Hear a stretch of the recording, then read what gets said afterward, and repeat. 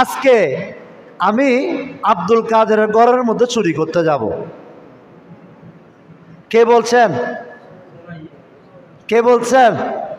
সুরাইয়া চোরে বলছেন, বলে যে আজকে আমি চুরি করতে যাব বাগদাদের মধ্যে যার নাম আব্দুল কাদের, আমি তার ঘরের মধ্যে আজকে চুরি করতে যাব। তো যখন রাত্রিবেলা হয়ে গেল, আচ্ছা চোর কি দিনে চুরি করে না রাতে চুরি করে? রাতে চুরি করে। অনেক ধরনের চোর আছে, দেখবেন মসজিদের মধ্যে কিছু চোর আছে, জুতা চোর, নাম হচ্ছে মুসল্লি। নাম কি? আমার মতো আপনার মতো মুসল্লি। মুসল্লি সেজে এসে কি করে? জুতা চুরি করে। জুতা চুরি যখন করে নাম হয় কার? চোরের? না, চোরের নাম হয় না, হয় মুসল্লির। কি বলে? বলে যে মুসল্লি চুরি করেছে। তো মুসল্লি যখন চুরি করেছে বলছে, তখন মুসল্লির মধ্যে ইমাম সাহেব বলছে, মুয়াজ্জিন সাহেব বলছে, যারা মসজিদের মধ্যে নামাজ আদায় করেছে সবাই ওই শামিল হয়েছে এখানের মধ্যে। ওই চোর ওই দিন রাতে আব্দুল কাদের জিলানী রাদিয়াল্লাহু তাআলা আনহু ঘরের মধ্যে গেলেন।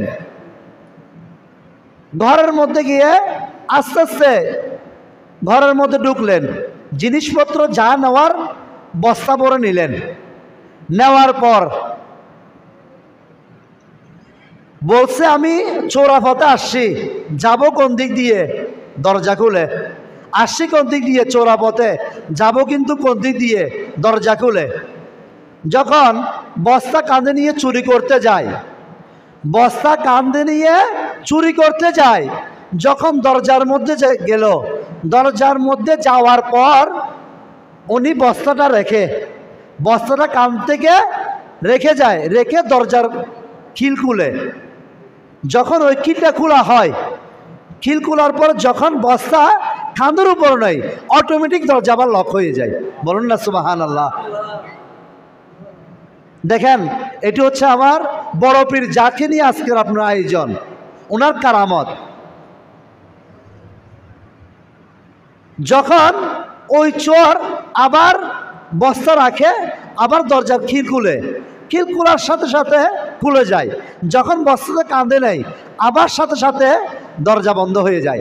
এইভাবে উনি অনেকক্ষণ চেষ্টা করেছেন।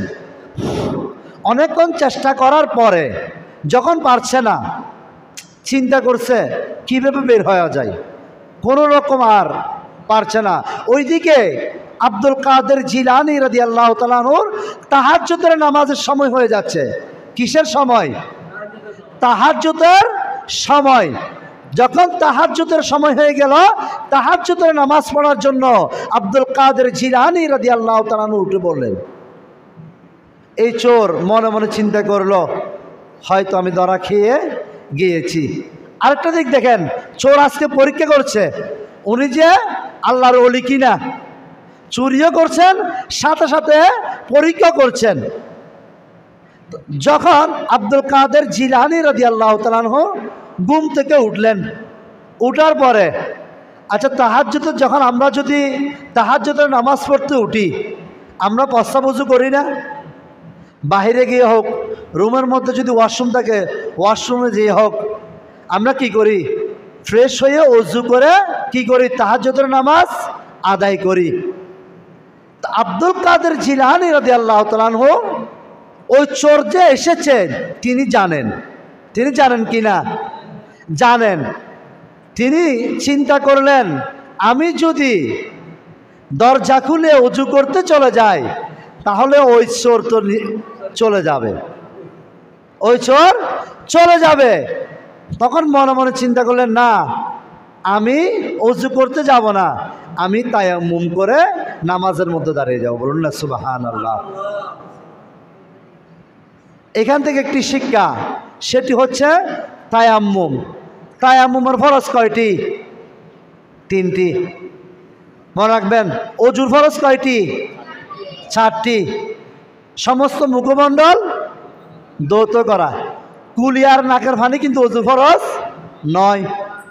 তারপর হচ্ছে দোনো হাতের কুনি সহ ধৌত করা, মাথার 4 ভাগের 1 ভাগ মাসাই করা, দোনো ভাইয়ের টাকনু সহ দৌত করা।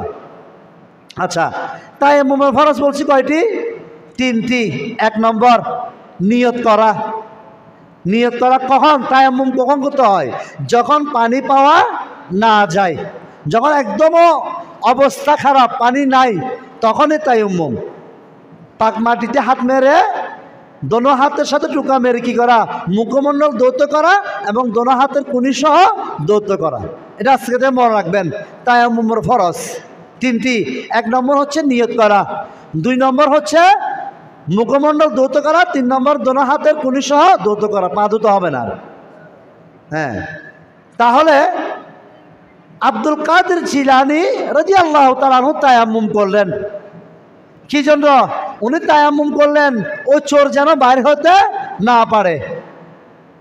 তায়াম্মুম করে তাহাজ্জুদের নামাজে দাঁড়িয়ে গেলেন।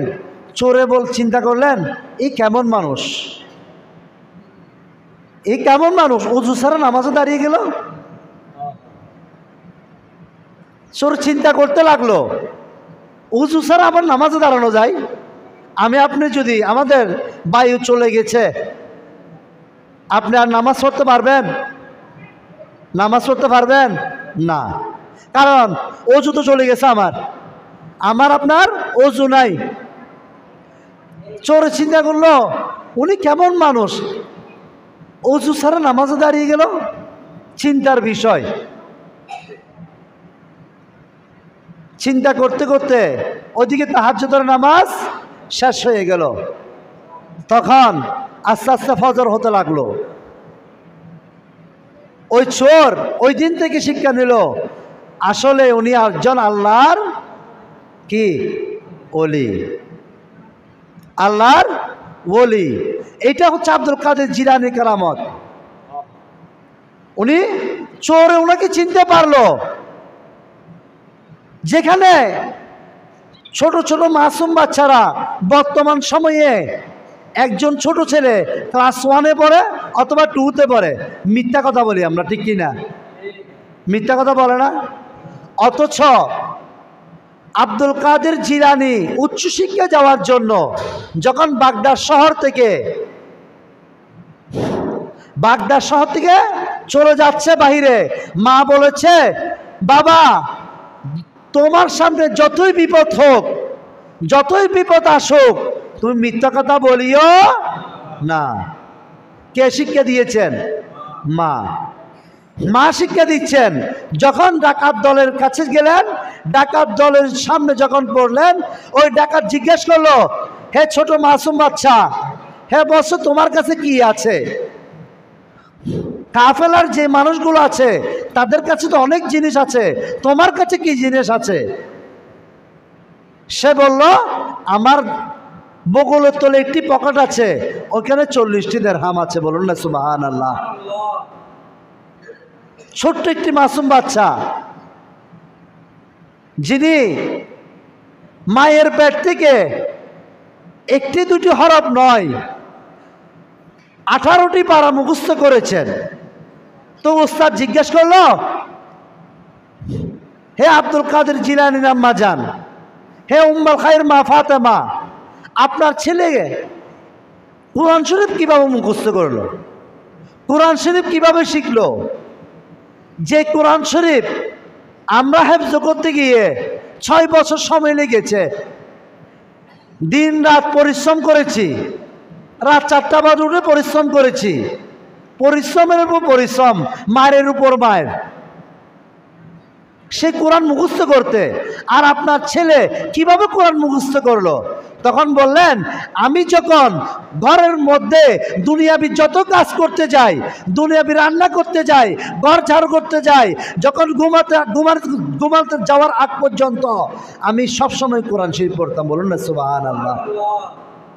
আর বর্তমান সময়ে মা বোনরা, যখন একটি ছেলে একটি মেয়ে যখন একজন মায়ের রেহেমে আসে, ডাক্তারে কি বলে? রেস্ট করার জন্য বলে, আপনি ভারী কিছু আলগাতে পারবেন না, ভারী কিছু নিতে পারবেন না, ডাক্তারের নিষেধ। কি বলে? সারাদিন আরাম করেন, সারাদিন শুয়ে থাকেন। তো আমরা মা বোনরা কি করে? সারাদিন শুয়ে থেকে টিভি সিরিয়াল দেখে আমার বোনরা, টিভি সিরিয়াল দেখে, কিন্তু চিন্তা করে না তার রেহেমের মধ্যে একটি কি আছে, আল্লাহ একটি নবজাতক সন্তান দিয়েছে। সে কিভাবে ভালো হবে, কিভাবে দুনিয়াতে আসবে, যেন দুনিয়াতে একজন ভালো একটি ছেলে হয়, ভালো একটি মেয়ে হয়, সেজন্য কোরআন শরীফ তেলাওয়াত করতে হবে।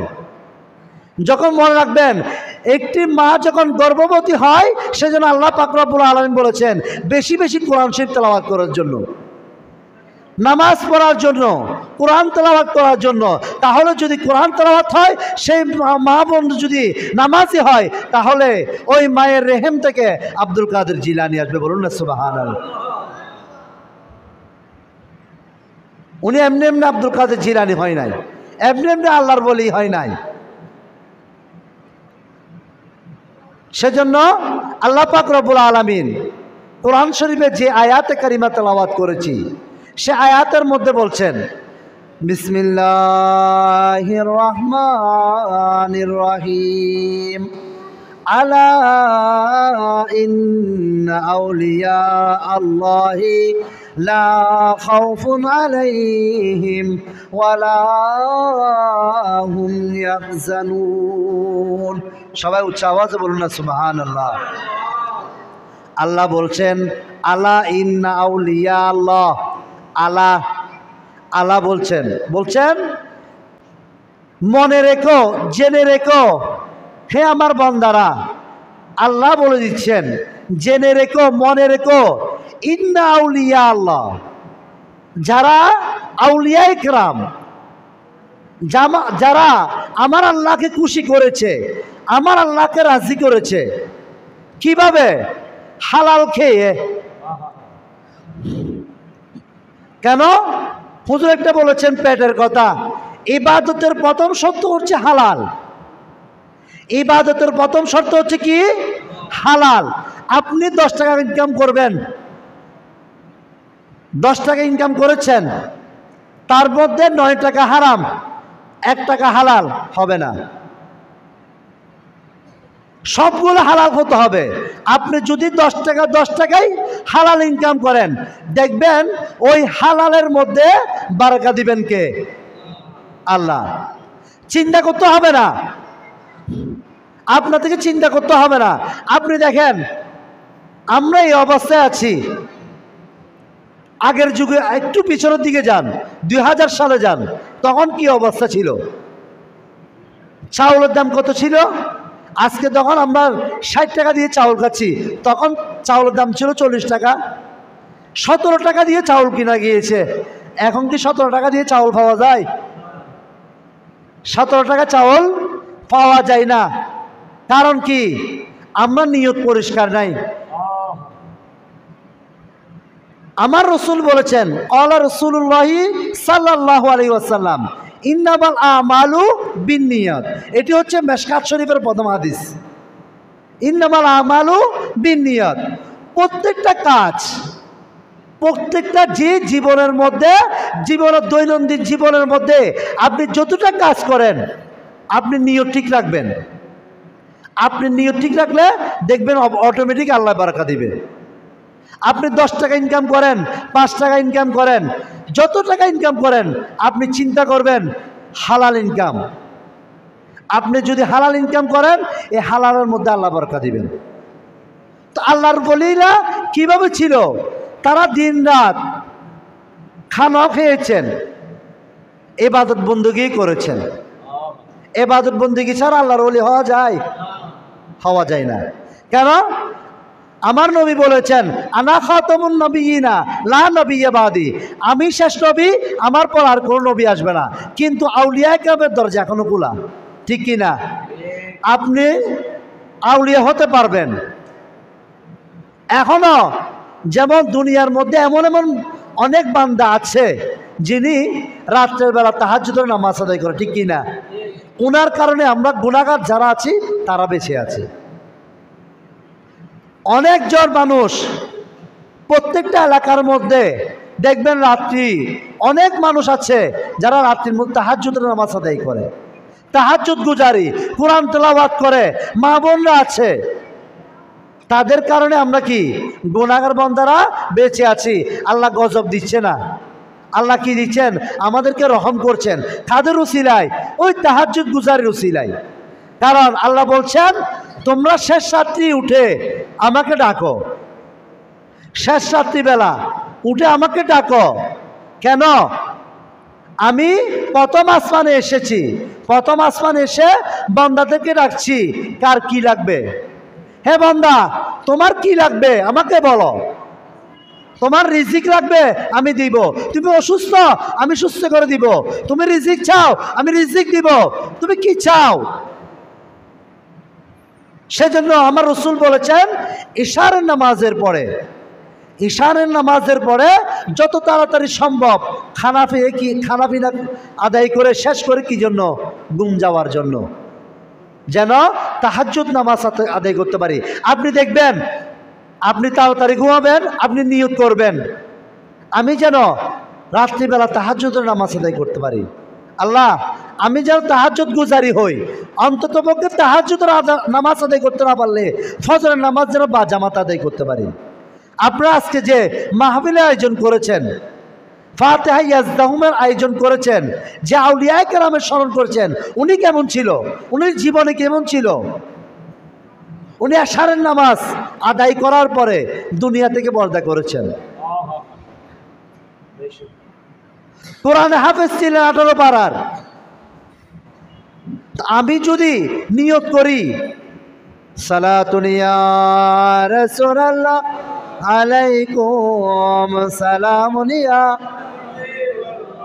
ইয়া রাসূলুল্লাহ উযুর হালানা ইয়া হাবিবাল্লাহ ইসমা ক্বালানা সালাতুন ইয়া সালামুন ইয়া হাবিবাল্লাহ। যদি নিয়ত করি আমি ফজরের নামাজ বা জামাত আদায় করব, তাহলে এই মাহফিলের সার্থকতা আসবে, এই মাহফিল সার্থকতা সফলতা লাভ করবে। কারণ আমি একজন আল্লাহর মহান বন্ধু, মহান ওলি, যিনি যাকে উসিলা ধরে দোয়া করলে দোয়া কবুল হয়। বলুন না সুবহানাল্লাহ। নারে তাকবীর, নারে রিসালাত, রাসূলুল্লাহ সাল্লাল্লাহু আলাইহি নারে হায়দার, ইয়া রাসূল, নারে গাউসিয়া, ইয়া গাউসুল আজম বিসরির। তাহলে দেখেন উনি কেমন মকবুল ওলি, যাকে উসিলা ধরে আল্লাহ রাসূল পাক বলেছেন তার উসিলা ধরে তোমরা দোয়া করো। কারণ উনি আল্লাহর মকবুল বান্দা হয়েছেন। আমি তো হতে পারি নাই, আপনি হতে পারেন নাই। আলী শাহ কি এমনি হয়েছে? এমনি এমনি হয়েছে? গাউসে মাইজবান্ডার কি এমনি এমনি হয়েছে? যিনি শেরে বাংলা উনি এমনি হয় নাই। ইমাম হাশেমি রহমতুল্লাহ আলাইহি, যার চেহারা দেখলে আল্লাহর কথা স্মরণ হয়, ইমাম হাশেমি রহমতুল্লাহ আপনারা দেখেছেন, আমিও দেখেছি। কেমন চেহারা, নুরানি চেহারা। এমনি হয়েছিল আল্লাহর বলি? এমনি হয় নাই।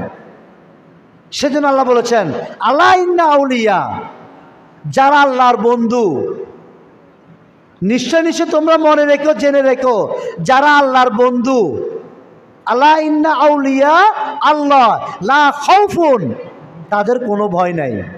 তাদের কি নাই? আমার আপনার ভয় আছে। যারা আল্লাহর বন্ধু, আল্লাহকে রাজি করেছেন, তাদের কোনো ভয় আছে? তাদের কোনো ভয় নাই। লা খাউফুন আলাইহিম ওয়ালা হুম ইয়াহজানুন, তাদের কোনো দুঃখও নেই, তাদের ভয়ও নেই, তাদের কোনো দুঃখ নেই। এরপরের সূরা ইউনূসের 63 নম্বর আয়াতের মধ্যে 64 নম্বর আয়াতের মধ্যে বলছেন লাহুমুল বুশরা ফিল হায়াতিদ দুনিয়া ওয়া ফিল আখিরাহ, তাদেরকে সুসংবাদ দাও। কাদেরকে? যারা আল্লাহর বন্ধু। লাহুমুল বুশরা ফিল হায়াতিদ দুনিয়া ওয়া ফিল আখিরাহ, তাদেরকে সুসংবাদ দাও তাদের ইহকাল তাদের পরকাল। লাহুমুল বুশরা ফিল হায়াতিদ দুনিয়া ওয়া ফিল আখিরাহ, তাদের ইহকালও কোনো ভয় নাই, পরকালও তাদের কোনো ভয় নাই। লা তাবদীলা লিকালিমাতিল্লাহ।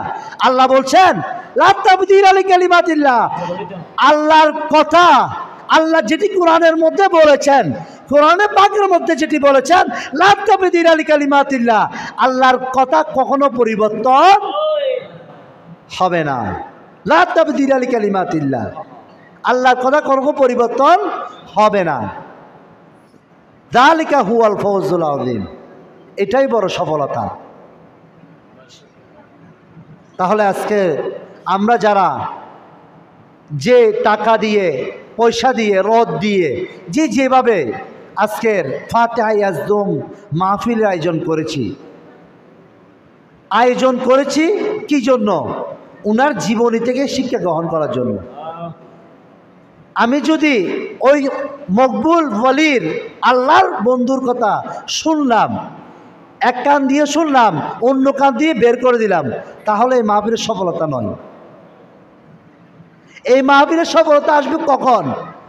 ওনার জীবনী থেকে শিখেছি, মিথ্যা বলা যাবে না, মিথ্যা বলা যাবে না, নিজেও মিথ্যা কথা বলবো না, অন্যজনকে মিথ্যা থেকে বাঁচিয়ে রাখবো। ছোট ছোট মাসুম বাচ্চাদেরকে শিখাইতে হবে যেন তারা যেন মিথ্যা কথা না বলে। দেখেন আপনার জীবনে, দেখেন আপনি যখন একটি মিথ্যা কথা বলবেন দৈনন্দিন জীবনে,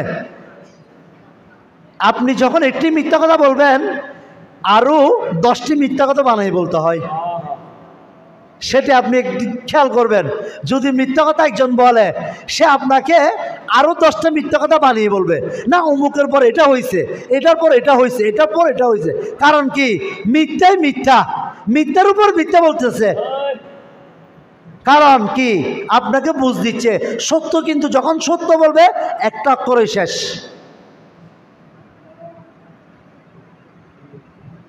সত্য যখন বলবে আপনি একটি অক্ষরে শেষ, আর যখন মিথ্যা বলবে আপনাকে শুধু একটার পর একটা বাহানা দিয়ে থাকবে। তো আমাদেরকে শিক্ষা করতে হবে, ছোটদেরকেও শিখাইতে হবে মিথ্যা কথা বলা যাবে না। আমাদেরকে নামাজ পড়তে হবে। উনি কিভাবে নামাজি ছিল?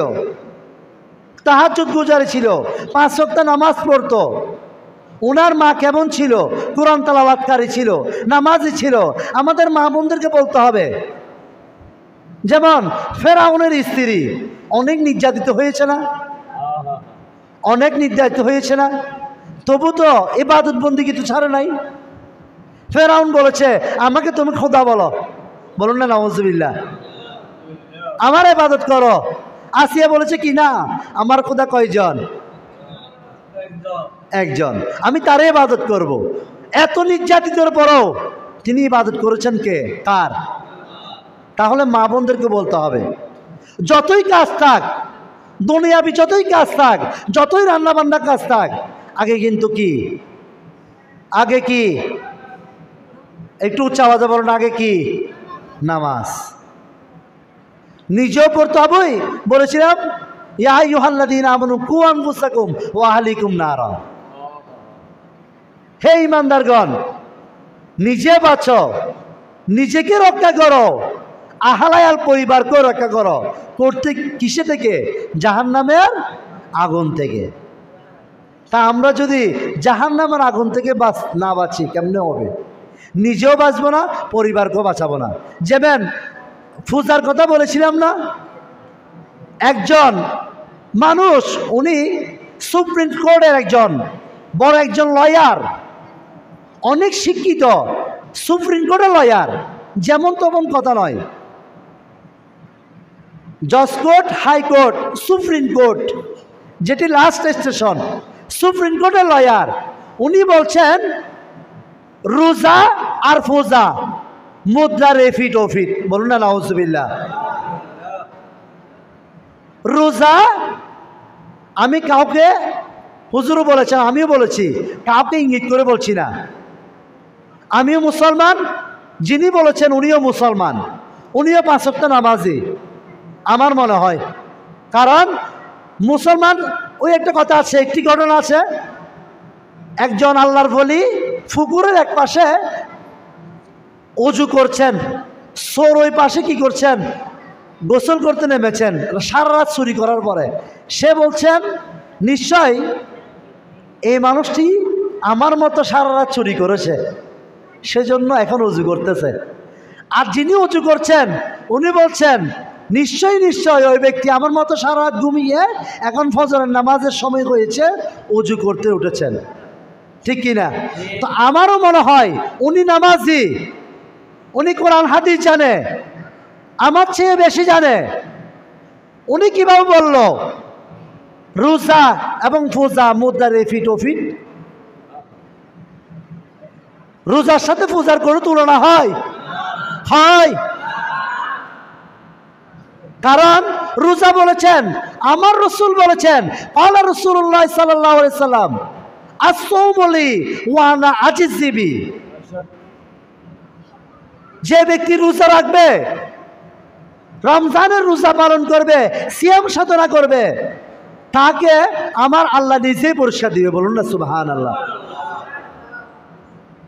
রোজাদার ব্যক্তি, যে ব্যক্তি রোজা রাখবে, আমার আল্লাহ বলেছেন সে জান্নাতের রায়্যান দরজা দিয়ে জান্নাতের মধ্যে প্রবেশ করবে।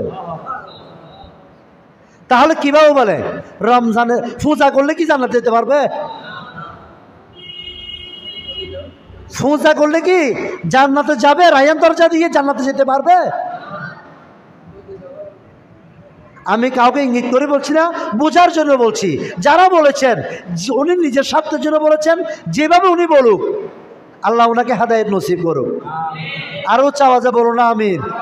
যারা যেইভাবে পূজার মধ্যে বলেছেন আল্লাহ সবাইকে বোঝার জন্য তৌফিক দান করুক। লোক ফসু বানাই দে, ফসু ফসু লোক। লোভ, হুজুরে বলেছেন লোভ। লোভ তো আল্লাহ রসুল বলেছেন কি? লোভ, হিংসা, অহংকার এটি পতনের মূল। আপনারা দেখবেন গাড়ির মধ্যে যখন চলাফেরা করেন বেশিরভাগ গাড়ির মোড় পিছনে লেখা থাকে। আমার একটা অভ্যাস হচ্ছে কি জানেন, গাড়িতে উঠছি না, গাড়ির মধ্যে কি লেখা আছে সেটা ধরি, স্টিকার হোক অথবা গাড়ির পিছনে লেখা হোক, এটি এমনি লেখা হোক, এটা আমার একটা অভ্যাস। তো আমি সবসময় রাস্তার মধ্যে যখন চলাফেরা করি বেশিরভাগ দেখবেন জোনাকি একটি গাড়ি আছে যেটা একা মোড় থেকে নোয়াখালী পর্যন্ত যায়। ওই গাড়ির পিছনে লেখা আছে লোভ, হিংসা, অহংকার পতনের মূল। সেটি কি জন্য? আমাদেরকে স্মরণ করে দিচ্ছে আপনি যতই লোভ করবেন দেখবেন, আপনি যতই টাকা টাকা বলবেন আসলে টাকা কিছুই নয়। আপনি যতই টাকা বলবেন রাত্রে ঘুম হারাম হয়ে যাবে। কি চিন্তা করবেন? আমি লোভ করছি, আজকে 10 টাকা কামিয়েছি, কালকে 10 টাকা কেমনে 11 টাকা হয়। এটি কে করে? যারা সুদী, তারা সুদী। যারা তারা এমন সুদী আছে আমার আপনার সমাজের মধ্যে, এ সমাজের মধ্যে মনে হয় সুদী নাই। নাই নাই আল্লাহ আছে আছে আছে, ভিতরে ভিতরে হলো আছে। এমন সুদী আছে মা বোনরা পর্যন্ত। আমি শুধু দেখেছি, আমার নিজের চোখের সামনে দেখেছি যে একজন মা বলছেন আমার মায়ের বয়সী, আমার মায়ের থেকে অনেক বড় হবে উনি। উনি বলছেন সিটাঙের ভাষায় বলছে কিরকম জানেন, হতওয়া হত আয় রোজা তাহি কি এদু দূর আইতারি না, হত থম মারো কন্যা পারো না, হত লাভের টিয়া কিন্তু ফেলা বেলায়, হত আয় তো মূলটিয়া নচাই, হত আয় মূলটিয়া চাই না, হত মূলটিয়া তো নচাই, হত আর লাভের টিয়া কিন্তু ফেলে, সদায় রোজা তাহি কোরআন শরীফ পড়ি। রোজার মাসে বলতেছে, বলে আয় রোজা তাহি কোরআন শরীফ পড়ি এদু দূর আড়ি আইতারি না, থম মারো কই না, আর লাভের টিয়া কিন্তু করে দিয়ে বেলায়। বলেন না নাউজুবিল্লাহ। সুদ খাওয়া কি? আরও চাওয়া যায় বলুন নাকি হারাম। তো সুদই চিন্তা করবে 1 টাকায় 10 টাকায় কিভাবে 11 টাকা হবে, 12 টাকা হবে, 14 টাকা হবে, 13 টাকা হবে। দেখবেন সুদি যিনি করে, যিনি সুদির কারবারে আছে আল্লাহ এমন একদিন মার দিবে। আমার দেখার মধ্যে আমি দেখেছি 10 আইটেমের খানা খেয়েছে, 10 আইটেমের মাছ দিয়ে খেয়েছে। বর্তমান সময়ে সেই রাস্তার মধ্যে বলা যায় ভাই আমাকে 10 টাকা দেন না। আমি নিজে দেখেছি যে, আমি স্বয়ং মসজিদে বলছি, মিথ্যা কথা বলছি না। কর্নালহাট বাজারের একটি সদর, উনি 10 আইটেমের এরকম মাছ খেত। উনার কাছে এমন অহংকার শিখিয়েছে, এমন অহংকার এসে গিয়েছে, উনি বর্তমান সময়ে মানুষের ধারে ধারে 10টা টাকা খুঁজতেছে। আমি একদিন দেখে অবাক, কারণ ওনার ঘরে আমি ভাত খেয়েছি, খতমে কোরআন পড়ে, খতমে গাউসিয়া পড়ে ওনার ঘরের মধ্যে আমি ভাত খেয়েছি। উনি যখন 10টা টাকা খুঁজতেছে আমি অবাক হয়ে গেছি। আল্লাহ, উনি তো অনেক টাকার মালিক, যিনি ফিশারি ঘাট থেকে অনেক রকমের মাছ আনতো, হুজুরদেরকে আপ্যায়ন করেছে, মানুষই খাওয়াইছে, উনি আজকে কেমন কেন? শুনলাম উনি কি করতো, সুদি টাকা লাগেতো, সুদি কাজ কারবার করতো। এমন পড়া পড়েছেন বর্তমান সময়ে, উনি বলছেন আমি একটি লুঙ্গি দিয়ে, একটি লুঙ্গি যেটা ঘর থেকে বের হয়, ওই লুঙ্গি দিয়ে আমার 3-4 দিন চলে যায় হুজুর। আমার হুঁশ নাই, আমি কোথায় যাই আমি নিজেও জানি না, কি খাচ্ছি নিজেও জানি না। সেজন্য সুদ হারাম, সুদ হারাম। লোভ, হিংসা, হকন যারা করে, অহংকার, এটা তো আল্লাহ চাদর। অহংকার কিভাবে করবেন? আল্লাহ বলছে তুমি অহংকার করেছো, আমার চাদর নিয়ে টানাটানি করছো। আমার চাদর নিয়ে যে টানাটানি করবে সে পতন হবে। তো আল্লাহ পাক রব্বুল আলামিন আজকের যে একজন আল্লাহর ওলির স্মরণে আমরা আজকে যে মাহফিল করেছি, আমার কথা ছিল ওইদিকে আমরা ওই মকবুল ওলির জীবনী থেকে সারা বছর শুনতেছি, সারা বছর এইখানে ফাতিহা ইয়াজদাউমের মাহফিল হয়েছে। আমার বিশ্বাস কিয়ামত পর্যন্ত হতে থাকবে। ওইখান থেকে আমাদের থেকে শিক্ষা গ্রহণ করতে হবে। আমি মাহফিল শুনলাম, এই কান দিয়ে শুনলাম, ওই কান দিয়ে বের করে দিলাম, তাহলে এই মাহফিলের সত্যি কথা আসবে না। এশারের নামাজ জামাতে পড়লাম, ফজরের নামাজ জামাতে পড়লে এই মাহফিলের সত্যি কথা আসবে। 5 ওয়াক্ত নামাজই হতে হবে। আউলিয়া কেরামকে জিয়ারত যেমন করব, ওনাদেরকে স্মরণ করতে হবে। স্মরণ করছি কীভাবে? ওনারা যে পথে চলেছেন, ওনারা কোন পথে চলেছেন, আমার রসুল যে পথে চলেছেন, সাহাবা ইকরাম যে পথে চলেছেন, তাবেঈন, আইম্মায়ে মুজতাহিদিন, খুলাফায়ে রাশিদিন যে পথে চলেছেন, আউলিয়া ইকরাম যে পথে চলেছেন, আমাদেরকে ওই পথে চলতে হবে। তাহলে আমরা কি জান্নাতে যেতে পারবো, জাহান্নাম থেকে বাঁচবো। আমরা চাই না কেউ জাহান্নাম, আমরা সবাই জান্নাত চাই। আল্লাহ পাক রব্বুল আলামিন আজকের যে আলোচনা হয়েছে এশারের নামাজের পর থেকে, সর্বপ্রথম এই আলোচনাগুলো আমাকে এবং সবাইকে আমল করার জন্য তৌফিক দান করুক। প্রত্যেকে বলুন আমিন।